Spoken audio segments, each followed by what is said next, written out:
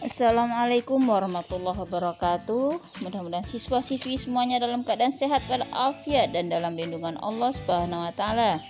Baiklah, kita bertemu lagi dalam pelajaran biologi. Kali ini kita akan membahas materi mengenai spesiasi, dan simaklah materi kita kali ini.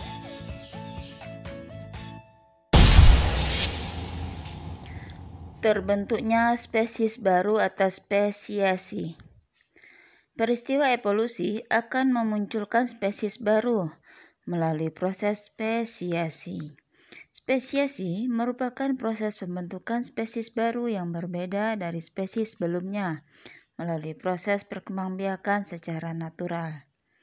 Spesiasi dapat terjadi jika memenuhi beberapa persyaratan, yaitu terjadinya perubahan lingkungan, adanya relung atau niche yang kosong, dan adanya keanekaragaman suatu kelompok.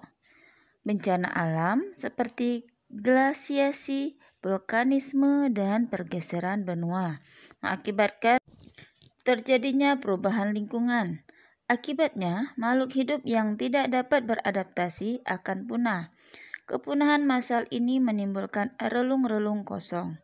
Relung merupakan tempat hidup dan interaksi suatu organisme. Suatu spesies selalu menempati relung tertentu.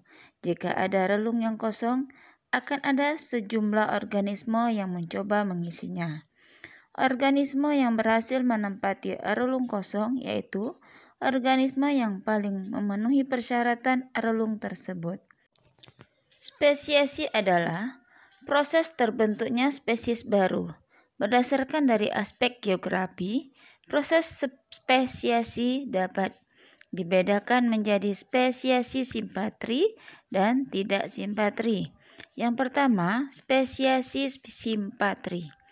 Spesiasi simpatri adalah spesiasi yang terjadi dalam area geografi sama pada suatu spesies yang memiliki kekerabatan paling dekat. Spesiasi ini terjadi karena aspek genetik. Yang kedua, spesiasi tidak simpatri. Spesiasi tidak simpatri adalah spesiasi yang terjadi pada area geografi yang berbeda pada suatu spesies dengan kekerabatan paling dekat. Spesiasi ini dapat terjadi melalui 3 proses sebagai berikut. Yang pertama, alopatri, yaitu spesiasi yang berlangsung melalui proses yang terjadi pada daerah yang berjauhan atau berlainan dari suatu spesies yang paling dekat kekerabatannya. Yang kedua, parapatri. Spesiasi parapatri berlangsung pada daerah yang bersebelahan dengan daerah suatu spesies yang berkerabat paling dekat. Yang ketiga, paripatri. Spesiasi paripatri adalah proses spesiasi yang terjadi pada daerah pinggir dari suatu daerah spesies yang paling dekat kekerabatannya. Isolasi merupakan kunci terjadinya spesies baru, karena isolasi mencegah terciptanya kembali keseragaman antara spesies melalui hibridisasi. Isolasi ada 2 macam, yaitu isolasi geografi yang dipisahkan oleh tempat. Isolasi geografi merupakan suatu batas atau penghalang alam. Suatu populasi yang mendiami suatu tempat memiliki gen pool yang berbeda dengan populasi tempat lain. Namun, suatu populasi yang awalnya memiliki gen pool yang sama dapat menjadi populasi dengan gen pool yang berbeda jika dipisahkan oleh geografis. Suatu populasi yang terpisah dapat mengakibatkan penyebaran spesies sehingga tidak memungkinkan terjadinya pertukaran gen. Kondisi ini mengakibatkan proses evolusi di dalam populasi tersebut berjalan terpisah. Makin lama, kedua populasi yang terpisah akan makin menunjukkan perbedaannya karena masing-masing menjalani proses evolusi dengan caranya sendiri-sendiri. Setiap populasi yang terpisah mengalami mutasi yang berbeda. Seleksi alam yang berlangsung di dalamnya pun berbeda. Selain itu, dimungkinkan terjadi pergeseran susunan genetis dalam setiap populasi. Inilah sebabnya isolasi geografi dapat mengakibatkan terjadinya evolusi. Salah satu contoh spesiasi yang terjadi karena adanya isolasi geografi adalah perbedaan spesies tupai antelope yang terdapat di Grand Canyon yang dipisahkan oleh adanya jurang. Pada sisi selatan hidup tupai antelope harris, Amnos Permophilus harrisi, sedangkan pada sisi utara hidup tupai antelope leucurus, Amos Permophilus leucurus. Tupai tersebut memiliki perbedaan. Tupai yang hidup di sisi utara jurang memiliki ukuran yang lebih kecil dan pada ekornya terdapat warna putih. Isolasi berikutnya adalah isolasi reproduksi. Isolasi reproduksi atau isolasi intrinsik dapat diartikan sebagai faktor-faktor biologis, yaitu penghalang yang merintangi antara dua spesies berbeda untuk menghasilkan keturunan yang viabel dan fertil. Isolasi reproduksi mencegah aliran gen di antara spesies-spesies dan membatasi terbentuknya keturunan yang dihasilkan dari perkawinan antar spesies atau hibrida. Isolasi reproduksi dapat terjadi sebelum fertilisasi, itu penghalang prazigotik, atau setelah fertilisasi, penghalang pasca-zigotik. Penghalang prazigotik bekerja dengan cara menghalangi anggota spesies lain yang mencoba untuk kawin, mencegah usaha kawin agar tidak diselesaikan secara tuntas, dan menghalangi fertilisasi jika perkawinan berhasil dituntaskan. Jika sel sperma dari suatu spesies berhasil menerobos penghalang prazigotik dan memfertilisasi ovum dari spesies lain, berbagai penghalang pasca-zigotik dapat berperan dalam isolasi reproduksi setelah zigot hibrida terbentuk. Penghalang prazigotik meliputi isolasi habitat, isolasi temporal, isolasi perilaku, dan isolasi mekanis dan isolasi genetik. Isolasi habitat. Dua spesies tertentu mungkin saja menempuh wilayah yang sama tetapi pada habitat yang berbeda. Contohnya, dua spesies ular garter dari genus Thamnophis hidup di wilayah geografi yang sama, tetapi yang satu hidup dan kawin di air, sedangkan yang satu hidup dan kawin di darat. Yang kedua, isolasi temporal. Isolasi temporal disebabkan oleh masa kawin yang berbeda. Meskipun kedua spesies hidup di wilayah geografi yang sama.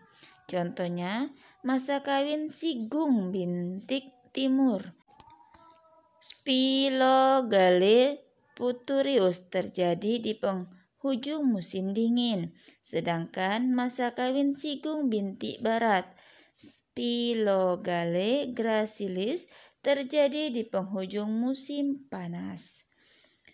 Ketiga, isolasi perilaku. Isolasi perilaku menghalangi terjadinya fertilisasi antar spesies karena adanya perilaku atau ritual tertentu sebelum terjadinya perkawinan. Contohnya angsa batu kaki biru yang tinggal di Kepulauan Galapagos hanya akan kawin setelah terjadi pameran percumbuan yang unik bagi spesiesnya. Perilaku ini mensyaratkan hewan jantan untuk melangkah dengan kaki terangkat tinggi yang akan menarik perhatian hewan betina. Jadi, hewan betina dari spesies lain tidak akan mengerti perilaku ini, sehingga perkawinan antar spesies tidak akan terjadi. Yang keempat, isolasi mekanis. Isolasi mekanis menghalangi perkawinan akibat struktur kelamin yang berbeda. Contohnya, cangkang dari dua spesies siput dari genus Bradybaena mengulir ke arah berbeda. Salah satu spesies memiliki cangkang yang mengulir ke dalam, sedangkan spesies lain mengulir keluar. Akibatnya, bukaan genital dari kedua siput tersebut menjadi tidak sejajar, sehingga perkawinan susah dilakukan. Yang kelima, isolasi gametik. Isolasi gametik menghalangi terjadinya pembuahan akibat susunan kimiawi dan molekul yang berbeda antara dua sel gamet. Contohnya, bulu babi melepaskan sel sperma dan sel telur ke air. Selanjutnya, gamet akan berdifusi dan membentuk zigot. Gamet dari spesies bulu babi lain tidak mampu berdifusi karena protein pada permukaan sel telur dan sel sperma tidak dapat berikatan satu sama lain. Sementara itu, penghalang pasca-zigotik meliputi pengurangan viabilitas hibrida, pengurangan fertilitas hibrida, dan pemecahan hibrida. Yang pertama, viabilitas hibrida. Beberapa spesies salamander dari genus Enshatia hidup di wilayah dan habitat yang sama, serta terkadang saling kawin. Namun, kebanyakan hibrida yang dihasilkan tidak dapat menuntaskan perkembangannya. Kalaupun berkembang, mereka sangat lemah lalu mati. Yang kedua, pengurangan fertilitas hibrida. Bahkan jika hibrida kuat, mereka mungkin steril atau infertil, karena hibrida infertil tidak dapat menghasilkan keturunan sewaktu kawin dengan spesies induk. Contohnya, keturunan hibrida dari seekor keledai dan kuda adalah bagal yang kuat tetapi steril. Yang ketiga, pemecahan hibrida. Sejumlah hibrida generasi pertama bersifat viabel dan fertil, tetapi jika mereka kawin satu sama lain atau kawin dengan spesies induk akan menghasilkan keturunan yang lemah. Contohnya, hibrida dari dua galur padi hasil kultivasi bersifat kuat dan fertil, namun tumbuhan generasi berikutnya bersifat lemah dan steril karena mengandung banyak alel resesif. Kemudian kita lihat lagi, selain isolasi ada radiasi adaptif. Radiasi adaptif adalah proses penyebaran suatu spesies dari tetua yang sama ke beberapa daerah, sehingga makin lama akan mengalami adaptasi yang berbeda-beda sesuai kondisi lingkungan daerah yang baru, sehingga akan membentuk spesies baru. Misalnya penyebaran adaptif burung finch di Kepulauan Galapagos. Penyebaran adaptif tersebut mengakibatkan banyaknya jenis paruh burung yang terbentuk karena beradaptasi dengan jenis makanan yang berbeda. Bentuk paruh burung finch berbeda sesuai jenis makanannya yang berupa kaktus, serangga, dan biji-biji. Demikian pembelajaran kita kali ini. Biasa Ibu akan memberikan tugas kepada kalian supaya kalian benar-benar paham dengan apa yang telah Ibu jelaskan. Jadi soal yang pertama adalah apakah yang dimaksud dengan spesiasi dan apakah perbedaan antara spesiasi simpatri dan tidak simpatri. Kemudian berikan contoh isolasi gametik serta isolasi mekanik. Dan terakhir, apa perbedaan viabilitas hibrida dan pemecahan hibrida? Oke, Ibu akhiri pertemuan kita kali ini. Jaga terus kesehatan. Wassalamualaikum warahmatullahi wabarakatuh.